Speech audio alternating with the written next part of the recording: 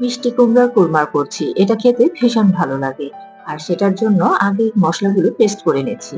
2টা পেঁয়াজ কুচি, 1.5 চামচ সরিষা এবং 4টা কাজু বাদামকে পেস্ট করে নিলাম। এবার মিষ্টি কুমড়ার পিসগুলোকে সামান্য পরিমাণ হলুদ গুঁড়ো, মরিচ গুঁড়ো এবং লবণ দিয়ে মেখে একটু ভেজে নেব। পুরোপুরি ভাজবো না, হালকা একটু ভেজে নেব। কড়াই তেল দিয়ে দিচ্ছি। এবার এই তেলটা গরম হলে এর মধ্যে একে একে সবগুলো মিষ্টি কুমড়ার পিসগুলো দিয়ে দেব। একবারে যেহেতু হবে না, সেহেতু 2 বার এটাকে ভেজে নিতে হবে। এই কোরমাটা খেতে কিন্তু অনেক ভালো লাগে। একবার বানিয়ে খেয়ে দেখুন, অনেক ভালো লাগবে। এভাবে সবগুলো মিষ্টি কুমড়াই ভেজে নেব। মিষ্টি কুমড়াগুলো ভাজা হয়ে গিয়েছে, এগুলো তুলে নিচ্ছি। আমার এই চ্যানেলটি যারা এখনো সাবস্ক্রাইব করেননি, করে ফেলুন।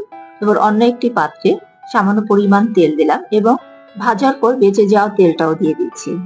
তেলটা গরম হলে এর মধ্যে দিয়ে দিব 1 কাপ পেঁয়াজ কুচি। পেঁয়াজ কুচিটা একটু নরম হয়ে আসলে এর মধ্যে দিয়ে দিচ্ছি মরিচ গুঁড়ো, হলুদ গুঁড়ো, ধনিয়া গুঁড়ো, পেস্ট করে রাখা সেই মসলাটা দিয়ে দিচ্ছি। সাথে দিয়ে দিচ্ছি সামান্য পরিমাণ লবণ এবং পানি।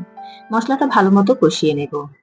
মসলাটা ভালো মতো কষানো হলে এর মধ্যে পানি দিয়ে দিচ্ছি। পানিটা পরিমাণ মতো দিতে হবে। 1 কাপের একটু বেশি দিলেই হবে। এই পানিতে মিষ্টি কুমড়াগুলো কুক হয়ে যাবে।